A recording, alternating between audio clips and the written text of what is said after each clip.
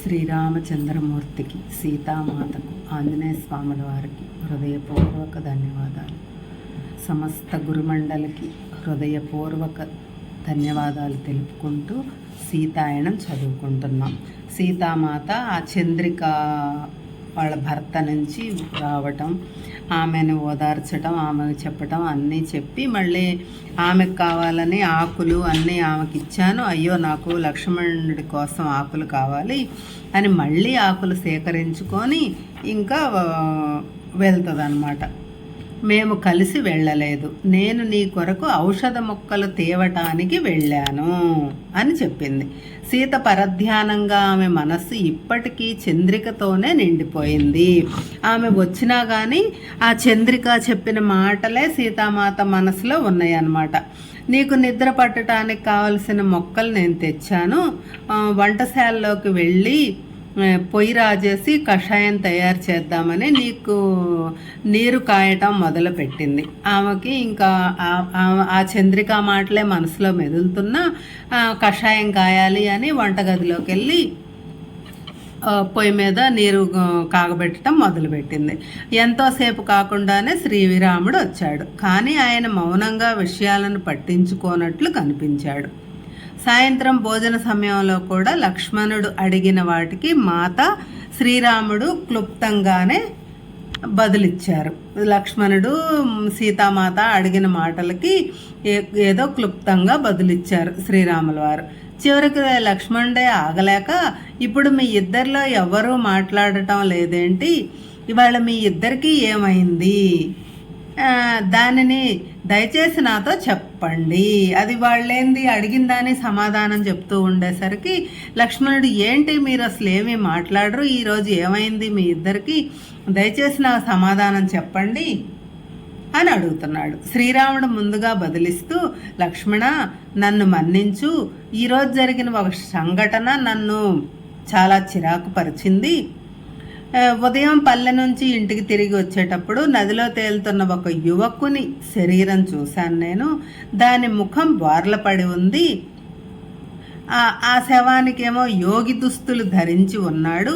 సరే, దహన సంస్కారాలు జరిపిద్దామని బయటకు లాగి అతనికి తెలిసిన వారెవరైనా ఉన్నారేమోనని కనుక్కోవటానికి వెళ్ళాను.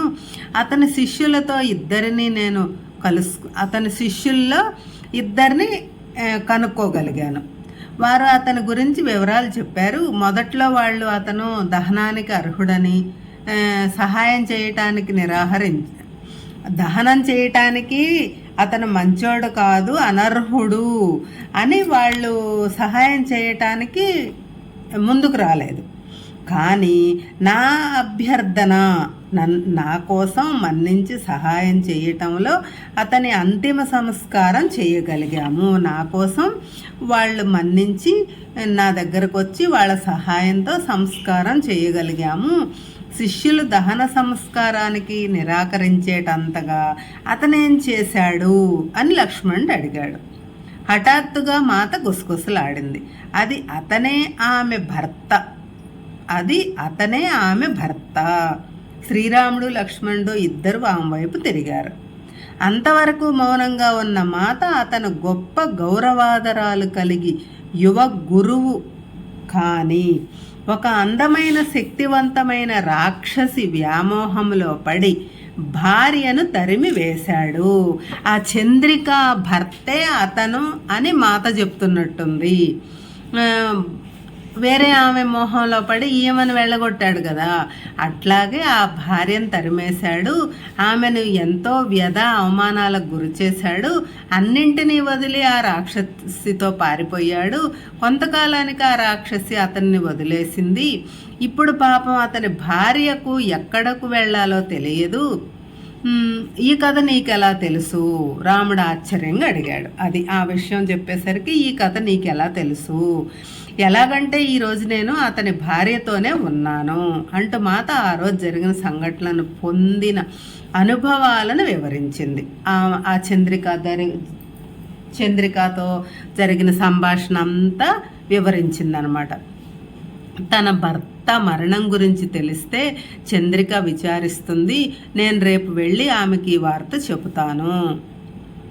శ్రీరాముడు ఆలోచనలో పడ్డాడు. నేను కూడా నీతో వస్తాను. ఆశ్రమాలలో కల్లోలాలు సృష్టిస్తున్న ఈ స్త్రీ సాధారణ స్త్రీ అయి ఉండకపోవచ్చు అని నేను భయపడుతున్నాను. చాలా మాయా విద్యలు వచ్చి ఉంటాయి. ఆమె ఏ ఉద్దేశంతో ఇవన్నీ చేస్తుందో మనం కనుక్కోవాలి. నేను ఆమె కోసం వెతుకుతాను అన్నాడు లక్ష్మణుడు. కానీ మాత చంద్రిక వద్దకు వెళ్ళలేకపోయింది. మరునాటి ఉదయమే ఒక గ్రామస్తుడు వచ్చి రాత్రి ఒక పక్క గ్రామంలో ఘోర కలి జరిగిందని, గ్రామస్తులలో ఎవ్వరూ మిగలలేదని చెప్పాడు. తన గ్రామస్తుల దగ్గరలో ఒక సురక్షిత ప్రదేశానికి, ఒక ఆశ్రమ సమీపానికి తరలిపోవటానికి సన్నాహాలు చేస్తున్నారని చెప్పాడు. అంత దారుణానికి వడిగట్టిన వారెవరో తెలుసుకోవటం కోసం శ్రీరాముడు లక్ష్మణుడు సిద్ధమై వెళుతూ మాతను ఆ కుటీరంలో ఉండమని చెప్పారు.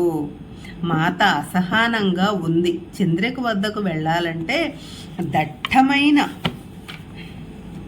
అడవిలో చాలా దూరం నడవాలి కనుక తను వెళ్ళటం కుదరదు. కానీ చంద్రికకు తన భర్త మరణం గురించి తెలిసే లేదో కనుక్కోవాలి. ఆమెతో సమాచారం జరిపే ఏ మార్గము లేక ఆమె ధ్యానంలో కూర్చుంది. ఋషి లోపాముద్ర నుంచి తాను నేర్చుకున్న మంత్రాలలో ఒక దానిని పఠించి తన శరీరాన్ని వదిలినట్టు భావిస్తుంది. ఆ తర్వాత ఆమె తాను నిన్న కలిసిన స్త్రీ పక్కన ఉంది. కానీ మాత సూక్ష్మ శరీరంతో కాంతి రూపంలో ఉండటం వలన భౌతిక నేత్రాలకు కనపడకపోవటంతో చంద్రిక ఆమెను చూడలేదు. ఒక యువకుడు, ఆమె భర్త యొక్క పూర్వ విద్యార్థి, ఆమెతో ఆమె భర్త మరణానికి దారితీసిన సంఘటనల గురించి వివరిస్తున్నాడు. ఆ విషాద వార్త విన్న ఆమె ఏడుస్తుంటే ఛాతి ఎగసిపడసాగింది. అతను వెళ్ళిపోయిన తర్వాత చంద్రికను ఓదార్చాలి అనిపించి మాత ఆమెను చేరే ప్రయత్నం చేసింది. ఆమె మాట్లాడింది, కానీ చంద్రిక వినలేదు. పార్వతీదేవి విగ్రహం నుంచి పార్వతీదేవి ప్రత్యక్షమవటం మాత చూసింది. చంద్రిక నుదుటిపై తట్టుతూ ఆమె బిడ్డ అని పిలిచింది. లేచి చూడు, నిన్ను ఓదార్చటానికి సీతాదేవి వచ్చింది. ఆమె చెప్పేది విను, అంతా సరి అవుతుంది అని చెప్పి ఆమె విగ్రహంలోకి వెళ్ళిపోయింది. చుట్టూ కలియజూసి కరుణతో మాట్లాడుతున్న మాతను ఇప్పుడు చూడగలిగింది చంద్రిక. స్వయంగా రాముడే అతని అంతిమ క్రియలు చేశాడు. నీ భర్త చేసిన పనులే అతని అకాల మరణానికి దారితీశాయి. నువ్వు అతని పట్ల నీ బంధాన్ని వదులుకో, గతాన్ని విడిచిపెట్టు. చంద్రిక, నువ్వు ఒక నూతన జీవితాన్ని ప్రారంభిస్తున్నావు. నువ్వు ఓర్పుతో ఉంటే విజయం సాధిస్తావు. నా దగ్గర జీవించే శక్తి కానీ జీవించాలన్న కోరిక కానీ లేవు మాత, ఆమె కన్నీళ్లతో పలికింది. అప్పుడు నేను నాలో నుంచి కొంత ఇస్తాను. మాత ఆధ్యాత్మిక శరీరాన్ని చుట్టి ఉన్న ప్రకాశవంతమైన కాంతి విస్తరించి చంద్రికను కూడా చుట్టిముట్టింది. నీకు రక్షణా వలయం ఏర్పడింది. నీ సాధనను కొనసాగించు. ఎన్నో ఆధ్యాత్మిక ప్రతిఫలాలను పొందగలవు. ఇంత జరిగినా నేనెప్పటికీ అతనిని ప్రేమిస్తూనే ఉన్నాను. మళ్ళీ మీరు మెరుగైన పరిస్థితిలో కలుసుకుంటారు. కానీ ఇప్పటికి మాత్రం నువ్వు పురోగమించాలంటే ఆ బంధాన్ని వదిలిపెట్టాలి. అతనిని అంటిపెట్టుకోవటం నిన్ను వెనుకకు లాగుతుంది. నిన్నే కాదు, అతనిని కూడా రాముడు అతని ఇబ్బందుల నుంచి వేరు చేశాడు. మళ్ళీ అతను వెనకకు పిలిచి అతుక్కో నీకు. ఆ రాక్షసికి శిక్ష లేదా ఏడుపు ఆపి అడిగింది. మాత వెంటనే సమాధానం ఇవ్వలేదు. తరువాత విచారంగా చంద్రిక, తమ చర్యల నుంచి ఎవ్వరూ తప్పించుకోలేరు. ఆమె తన శిక్ష నుంచి తప్పించుకోలేరు. ఆమె జీవోత్సవం వంటిది. ఆమె స్వయంగా చావలేదు కనుక మరణం కంటే జీవితాన్ని ఎంచుకుంది. మాతకు తన శరీరంలోకి లాగబడినట్లు అనిపించింది. చంద్రికను చివరిసారిగా ప్రేమపూర్వకంగా చూసి ఆమె తనను తన కుటీరంలో ధ్యాన స్థితిలో చూసుకుంది. మాతకు తాను చంద్రిక చెప్పినవి గుర్తించినప్పుడు తాను వెనుకకు తీసుకురాబడింది. ఆ మాటలు తన నోటి నుంచి ఎందుకు వచ్చాయో ఆమెకు తెలియదు. ఆ స్త్రీ ఎవరో తెలియకుండానే ఆమె విధి ఏ విధంగా ఉంటుందో ఎలా చెప్పింది. అయితే మాత ఆ విషయం గురించి పదే పదే ఆలోచించలేదు. చంద్రిక కోలుకుని పురోభివృద్ధి చెందుతుందన్న భావన ఆమెను శాంతింపజేసింది. ఆ రోజంతా గడిచిన శ్రీరాముడు లక్ష్మణుడు తిరిగి రాలేదు. ఇంట్లో నీరు ఎక్కువ లేదు. సాయంత్రం భోజనం సిద్ధం చేయాలంటే ఆమె నదికి వెళ్ళి నీరు తేవాలి. జాగ్రత్తగా అటు ఇటు చూసుకుంటూ మాత గోదావరి వద్దకు నీరు తేవటానికి వెళ్ళింది. కుండ నింపుకున్న వెంటనే గోదావరి హెచ్చరిక, మాత అపాయం పొంచి ఉంది, జాగ్రత్త అని వినిపించింది. ఆమె వెనుతిరిగి కుటీరం వైపు నడుస్తుండగా ఒక మధుర పరిమళం ఆమె ముక్కు పుటాలకు సోకింది. అంతటి మది దోచే పరిమళం ఆమె ఎన్నడూ ఆస్వాదించి ఉండలేదు. ఇవి నా కుమార్తె గోదావరి నాకు పంపిస్తున్న కొత్త పూలు అయి ఉండవచ్చు అనుకునేంతలోనే ఆ రాక్షసిని, తన భర్తను మోహంలో ముంచెత్తిన రాక్షసిని పరిమళం వెన్నంటి ఉంటుంది అన్న చంద్రిక మాటలు జ్ఞాపకం వచ్చాయి. ఆమె దగ్గరలోనే ఉండి ఉంటుంది అనుకుని అడుగులు గబగబా వేసింది. ఇప్పుడు ఆమె ఏ హాని చెయ్యబోతోంది అనుకుంటుండగా లక్ష్మణుడు గుర్తుకు వచ్చాడు. అతను అలసిపోయాడు. శరీరం నిద్రలేమితో నలిగిపోయింది. అతనిని తేలిగ్గా లొంగదీసుకుంటుందేమో. ఈ రాత్రి కషాయం ఘాటుగా ఇచ్చి అతనికి నిద్ర వచ్చేట్టు చెయ్యాలి. నేను రాముడు రాత్రి కాపలా కాయాలి. శ్రీరాముడు లక్ష్మణుడు తిరిగి వచ్చేసరికి చాలా రాత్రి అయింది. అడవిని అతలాకుతలం చేస్తున్న రక్కసి మూకలను కనుగొన్నారు. యుద్ధం జరిగింది. శ్రీరాముడు స్వల్ప గాయాలతోనే బయటపడినప్పటికీ లక్ష్మణుడి భుజానికి పెద్ద గాయమైంది. మాత దానికి వెంటనే కట్టుకట్టి వారికి భోజనం పెట్టింది. ఆ హడావుడిలో పడి దగ్గరలో రాక్షసు వచ్చిన సూచనలను వారికి అందించలేకపోయింది. తర్వాత కొన్ని రోజులు ఒత్తిడితో అక్కడ గాలి స్తంభించింది. దీనితో ఆమె ఆ పరిమళం విషయాన్ని జ్ఞాపకం చేసుకోలేకపోయింది. మొదట్లో అది చాలా ఆకర్షించిన ఇప్పుడు అది వికర్షిస్తోంది. ఆమె ఆ పరిమళాన్ని వదులుచుకోవటానికి వంటశాలలోకి తనకు ఇష్టమైన పువ్వులు తేవటం, వంటలో మధుర పరిమళాన్ని ఉపయోగించటం వంటివి చేసినా ఏది దానిని పోగొట్టలేదు. మీరు నన్ను క్షమించాలి, సోమ వణుకుతూ ఉన్న స్వరంతో అంది. తరువాత రాబోయే సంఘటనలు చెప్పటం నాకు ఎంతో కష్టం. వాటిలో నేనేమీ చెయ్యలేను.